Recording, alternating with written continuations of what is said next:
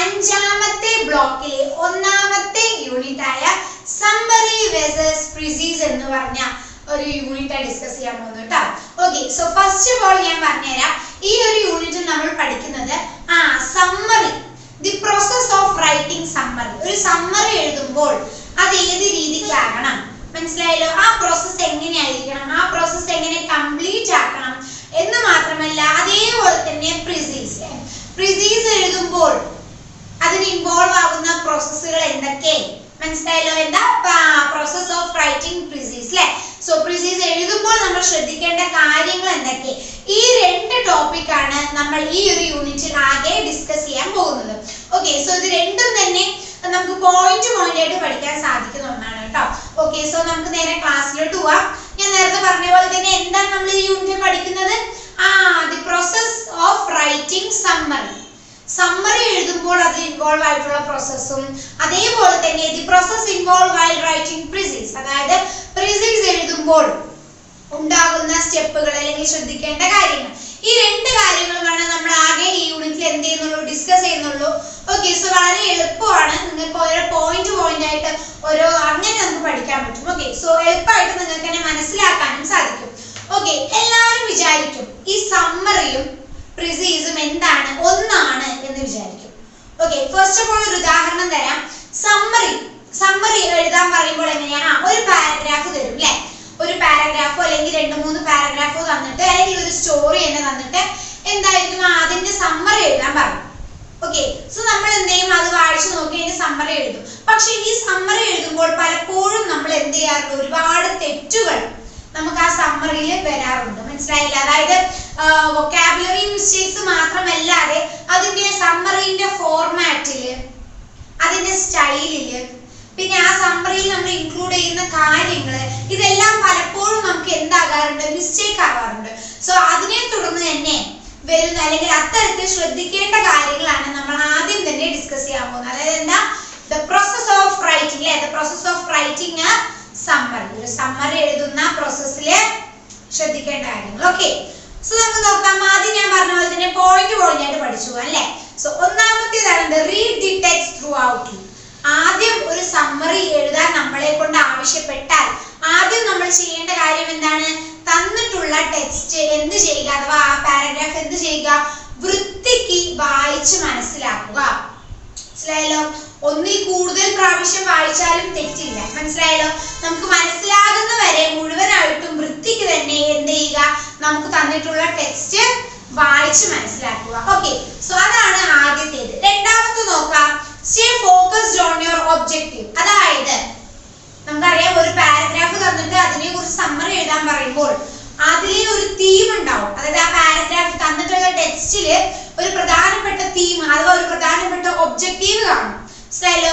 ആ ഒബ്ജക്റ്റീവിൽ എന്ത് ചെയ്യുക, ഫോക്കസ് ചെയ്യുക, മനസ്സിലായല്ലോ? അപ്പൊ ആ സമ്മറി അല്ലെങ്കിൽ ആ തന്നിട്ടുള്ള പാരഗ്രാഫ് വായിക്കുമ്പോൾ ആ ഒബ്ജക്റ്റീവിനെ ഭയങ്കരമായിട്ട് ഫോക്കസ് ചെയ്തുകൊണ്ട് തന്നെ നിങ്ങൾ എന്ത് ചെയ്യണം, ഇത് വായിക്കണം, മനസ്സിലായല്ലോ? ഇനി മൂന്നാമത്തെ നോക്കാം. ഈ തന്നിട്ടുള്ള ടെക്സ്റ്റിലുള്ള ഇമ്പോർട്ടന്റ് പോയിന്റ്സ് നിങ്ങൾ എന്ത് ചെയ്യുക, മനസ്സിലാക്കുക. അല്ലെങ്കിൽ അത് കുറച്ചുകൂടി എളുപ്പമാകാൻ വേണ്ടി നിങ്ങൾ ആ ഇമ്പോർട്ടന്റ് പോയിന്റ്സിനെ എന്ത് ചെയ്യുക, അണ്ടർലൈൻ ചെയ്യുക അല്ലെങ്കിൽ മാർക്ക് ചെയ്യുക, മനസ്സിലായല്ലോ? പെട്ടെന്ന് നമുക്ക് പിന്നീട് വായിച്ചാൽ മനസ്സിലാവുന്ന തരത്തിൽ ആ ടെക്സ്റ്റിലുള്ള ഇമ്പോർട്ടന്റ് പോയിന്റ്സ് മാർക്ക് ചെയ്യുക അല്ലെങ്കിൽ എന്ത് ചെയ്യുക, ഒന്ന് അണ്ടർലൈൻ ചെയ്യുക. ഇതാണ് ഈ പ്രോസസ്സിൽ മൂന്നാമതായിട്ട് വരുന്നത്, മനസ്സിലായല്ലോ? മാത്രമല്ല നാലാമതായിട്ട് നമ്മൾ ശ്രദ്ധിക്കേണ്ട കാര്യങ്ങൾ, പൊതുവെ സമ്മറിന്റെ ലെങ്ത് ആണ് പ്രശ്നം. അതായത് സമ്മറി എപ്പോഴും പാരഗ്രാഫിനെക്കാളും എന്താണ്, ചെറുതായിരിക്കണം. മനസ്സിലായല്ലോ? അതുകൊണ്ട് തന്നെ നമുക്ക് തന്നിട്ടുള്ള ടെക്സ്റ്റിൽ നിന്നും ഈ ചില എലമെന്റ്സ് ഒക്കെ നമ്മൾ ഒഴിവാക്കേണ്ടതാണ്. ഏതൊക്കെയാണ് ആ elements? Examples, illustrations, similes, metaphor, ഇതൊക്കെ പോയറ്റിക് ഡിവൈസ് ആണ്. സോ ഇത്തരത്തിലുള്ള കാര്യങ്ങളൊക്കെ എന്ത് ചെയ്യുക? ഒഴിവാക്കുക. ഒരു സമ്മറി എഴുതുമ്പോൾ എക്സാമ്പിൾസ്, ഇല്ലുസ്ട്രേഷൻസ് ഇങ്ങനെയുള്ള കാര്യങ്ങളൊക്കെ എന്ത് ചെയ്യുക? മാക്സിമം സിമിലി, മെറ്റഫർ ഒക്കെ ഒഴിവാക്കുക. കാരണം നമ്മൾ ആ പോയിന്റ് അഥവാ ഒബ്ജക്റ്റീവ് മാത്രം ഫോക്കസ് ചെയ്തിട്ട് എന്ത് ചെയ്താൽ മതി? സമ്മറൈസ് ആക്കി എഴുതിയാൽ മതി. ഇപ്പൊ മനസ്സിലായല്ലോ? ഇതാണ് നമ്മൾ ശ്രദ്ധിക്കേണ്ടതായിട്ടുള്ള അടുത്ത ഒരു കാര്യം പറയുന്നത്. മനസ്സിലായല്ലോ? ഇനി നമുക്ക് മറ്റൊന്ന് നോക്കാം. ഒരു സമ്മറി എഴുതുമ്പോൾ നിങ്ങൾ ഏറ്റവും കൂടുതൽ ശ്രദ്ധിക്കേണ്ട കാര്യം, ആ സമ്മറിയിൽ ഒരിക്കലും നിങ്ങളുടെ സ്വന്തമായ ഐഡിയാസ് ഉണ്ടാവരുത്. മനസ്സിലായോ? അതായത് അപ്പോ ചിലപ്പോ നമ്മൾ സമ്മറി എഴുതി വരിക, നമുക്കൊരു ടെക്സ്റ്റ് തന്നു, അതിൽ നിന്ന് അത് വായിച്ച് മനസ്സിലാക്കി നമ്മൾ സമ്മറി എഴുതാൻ ഒരുങ്ങുമ്പോൾ ആ സമ്മറി നമുക്ക് നമ്മുടേതായ അഭിപ്രായങ്ങൾ ഉൾപ്പെടുത്താനുള്ള ഒരു ടെൻഡൻസി ഒക്കെ നമുക്ക് വരാൻ ചാൻസ് ഉണ്ട്. ഒരിക്കലും ഒരു സമ്മറി എഴുതുമ്പോൾ നിങ്ങൾ അത് ചെയ്യരുത്. മനസ്സിലായല്ലോ? സ്വന്തമായ അഭിപ്രായങ്ങൾ കാണിക്കാനുള്ള അല്ലെങ്കിൽ എഴുതാനുള്ള ഒരു പ്ലാറ്റ്ഫോം അല്ല എന്ത്? സമ്മറി. മനസ്സിലായല്ലോ? സോ സമ്മറിയിൽ ഒരിക്കലും എന്ത് വരരുത്? നമ്മുടെ സ്വന്തമായിട്ടുള്ള, നമ്മൾ സ്വന്തമായി ക്രിയേറ്റ് ചെയ്തെടുത്ത കാര്യങ്ങളോ, അതായത് ഇപ്പൊ ഈ തന്നിട്ടുള്ള പാസേജിനോട് അനുബന്ധിച്ച് നമ്മൾ സ്വന്തമായി ക്രിയേറ്റ് ചെയ്ത, ഡെവലപ്പ് ചെയ്ത ചില ടോപ്പിക്സോ തീംസോ ഒന്നും തന്നെ നമ്മൾ ആ സമ്മറിയിൽ ഇൻക്ലൂഡ് ചെയ്യരുത്. ആ ടെക്സ്റ്റ്, നമുക്ക് തന്നിട്ടുള്ള ടെക്സ്റ്റിന്റെ പ്രധാനപ്പെട്ട പോയിന്റ്സുകൾ മാത്രമേ നമ്മൾ ഈ സമ്മറിയിൽ ഉൾപ്പെടുത്താനായിട്ട് പറ്റുള്ളൂ. അല്ലെ? ഞാൻ പറഞ്ഞ പോലെ തന്നെ എക്സാമ്പിൾസ്, ഇല്ലുസ്ട്രേഷൻസ് എല്ലാം തന്നെ ഒഴിവാക്കണം. ഓക്കെ, സോ നമുക്ക് ഇനി അടുത്തത് നോക്കാം. ടെക്സ്റ്റ്. ഓക്കെ, അതായത് നമുക്ക് നോക്കുമ്പോൾ ഈ ഒരു സമ്മറി എഴുതുമ്പോൾ നമ്മൾ ശ്രദ്ധിക്കേണ്ട കാര്യമാണ് ലെങ്ത് എന്ന് പറയുന്നത്, സമ്മറിയുടെ ലെങ്ത്.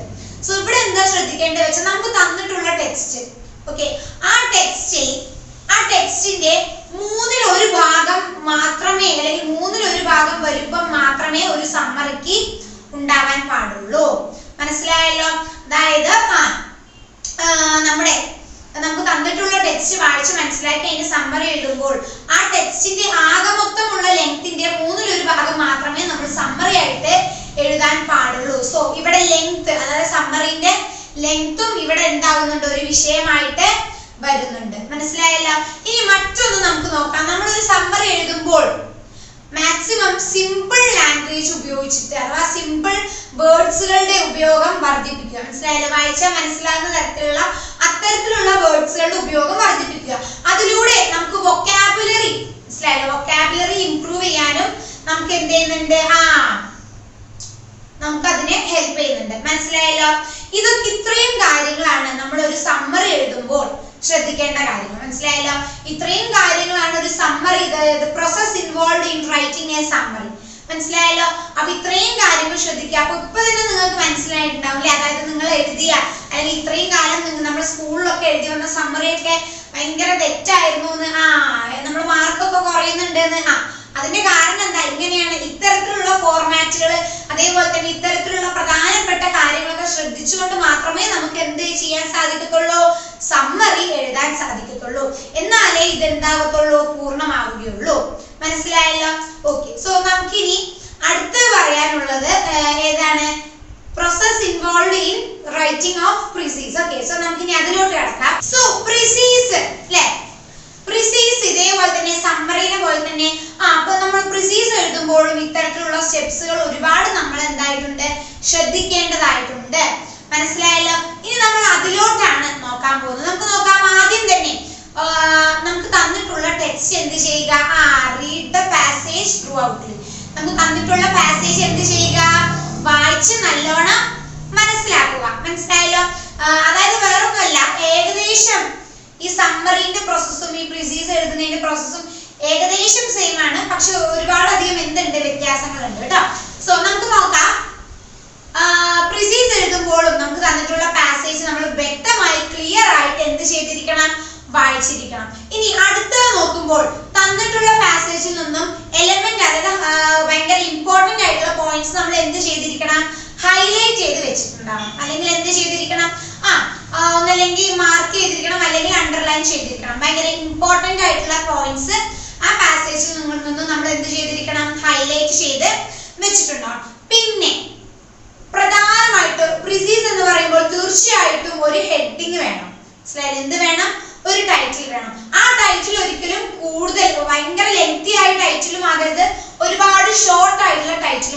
മനസ്സിലായല്ലോ? അങ്ങനെ ഒരു ഇടത്തരം അല്ലെങ്കിൽ ഒരു ഇടനില നിൽക്കുന്ന ഒരു ടൈറ്റിൽ ആകണം എപ്പോഴും പ്രിസീസിന് ആവശ്യം. മനസ്സിലായല്ലോ? പിന്നെ മാത്രമല്ല ഒരു പ്രിസീസ് എഴുതുമ്പോൾ അതിന് തീർച്ചയായിട്ടും എന്തുണ്ടായിരിക്കണം? ക്ലാരിറ്റി ഉണ്ടായിരിക്കണം. മനസ്സിലായല്ലോ? ക്ലാരിറ്റിയും അതേപോലെ തന്നെ ഗ്രമാറ്റിക് അക്യുറസി ഇതും കൂടി അതിൽ ഉണ്ടായിരിക്കണം. മനസ്സിലായല്ലോ? ഗ്രമാറ്റിക് അക്യുറസിയും അതേപോലെ തന്നെ ക്ലാരിറ്റി, ബ്രീവിറ്റി ഇത്തരത്തിലുള്ള കാര്യങ്ങളെല്ലാം തന്നെ ഒരു പ്രിസീസ് എഴുതുമ്പോൾ അതിൽ അടങ്ങിയിരിക്കണം.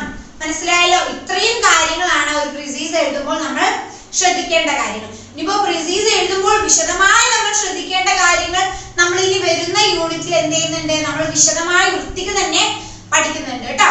സോ ഇപ്പോൾ ഈ ഒരു കാര്യം ശ്രദ്ധിക്കുക. ഒരു പ്രിസീസ് എഴുതുമ്പോൾ അല്ലെങ്കിൽ റൈറ്റിംഗ് പ്രോസസ്, പ്രിസീസ് എഴുതുന്ന ആ ഒരു പ്രോസസ്സിൽ നമുക്ക് കാണാൻ സാധിക്കുന്ന പ്രധാനപ്പെട്ട പോയിന്റ്സ് ആണ് ഈ പറഞ്ഞത്. എന്താണ്? പാസേജ് നന്നായി വായിക്കുക, ഇമ്പോർട്ടന്റ് പോയിന്റ്സ് ഹൈലൈറ്റ് ചെയ്ത് വെക്കുക, മാത്രമല്ല എപ്പോൾ പ്രിസീസിന് എപ്പോഴും സ്യൂട്ടബിൾ ആയിട്ടുള്ള ഒരു ടൈറ്റിൽ കൊടുക്കുക, അതേപോലെ തന്നെ പ്രിസീസിൽ എപ്പോഴും ബ്രീവിറ്റി, ക്ലാരിറ്റി ആൻഡ് ഗ്രമാറ്റിക്കൽ അക്യുറസി എപ്പോഴും എന്ത് ചെയ്തിരിക്കണം? കാണിച്ചിരിക്കണം. മനസ്സിലായല്ലോ? ഇവിടെ ഇപ്പൊ ഈ പറഞ്ഞ പോയിന്റ്സിൽ വെച്ച് എന്തെങ്കിലും ഒരു സമ്മറിയും അതേപോലെ തന്നെ പ്രിസീസും തമ്മിലുള്ള വ്യത്യാസം നിങ്ങൾക്ക് മനസ്സിലാകുന്നുണ്ടോ? എന്തെങ്കിലും ഒരു പോയിന്റ് നിങ്ങൾക്ക് പറയാൻ സാധിക്കുന്നുണ്ടോ? ടൈറ്റിൽ. മനസ്സിലായല്ലോ? സമ്മറി എഴുതുമ്പോൾ എന്തുണ്ടാവില്ല? ടൈറ്റിൽ അഥവാ ഹെഡ്ലൈൻ ഉണ്ടാവില്ല. പക്ഷേ പ്രിസീസ് എഴുതുമ്പോൾ എപ്പോഴും ഒരു ടൈറ്റിലോ അല്ലെങ്കിൽ ഒരു ഹെഡ്ലൈനോ തീർച്ചയായിട്ടും ആവശ്യമാണ്. മനസ്സിലായി? ഇതാണ് ഏറ്റവും പ്രധാനപ്പെട്ട ഒരു പോയിന്റ് ആണ്. പ്രിസീസ് എഴുതുമ്പോൾ എന്ത് വേണം? തീർച്ചയായിട്ടും ഒരു ടൈറ്റിൽ. പക്ഷെ സമ്മറിക്ക് ഒരിക്കലും നമ്മൾ എന്ത് കൊടുക്കത്തില്ല? ഒരു ടൈറ്റില് കൊടുക്കത്തില്ല. മനസ്സിലായല്ലോ? ഇത്രയേ ഉള്ളൂ നമ്മുടെ ഈ ഒരു ലെസൺ എന്ന് പറയുന്നത്. ഇതിൽ നമ്മൾ ആകെ നമുക്ക് ഈ യൂണിറ്റിൽ നോക്കാനുള്ളത് അതായത് ഒരു സമ്മറി എഴുതുമ്പോൾ നമ്മൾ എന്തൊക്കെ കാര്യങ്ങൾ ശ്രദ്ധിക്കണം, അതേപോലെ തന്നെ ഒരു പ്രിസീസ് എഴുതുമ്പോൾ അത് കംപ്ലീറ്റ് ആവാൻ നമ്മൾ എന്തൊക്കെ കാര്യങ്ങൾ ശ്രദ്ധിക്കണം എന്ന് മാത്രമാണ്. ഭയങ്കര എളുപ്പമാണ്, പക്ഷെ നിങ്ങൾക്ക് തീർച്ചയായിട്ടും എക്സാമിന് ചോദിക്കുന്ന 2 ചോദ്യങ്ങളാണ് ഇത്. ഓക്കെ, സോ നന്നായി വായിക്കുക. ഒരുപാട് എക്സാമ്പിൾസ് ഒക്കെ ഇതിൽ തന്നിട്ടുണ്ട്. നിങ്ങൾ അത് നന്നായിട്ടൊന്ന് വായിച്ചു നോക്കുമ്പോൾ കുറെ കൂടി വ്യക്തമാവും. ഓക്കെ, സോ ഇത്രയേ ഉള്ളൂ നമ്മുടെ ഇന്നത്തെ ക്ലാസ്. നമുക്കിനി അടുത്ത ഒരു ക്ലാസ്സിൽ കാണാം. ഓക്കെ, സോ അതുവരെയും ബൈ ആൻഡ് താങ്ക് യു.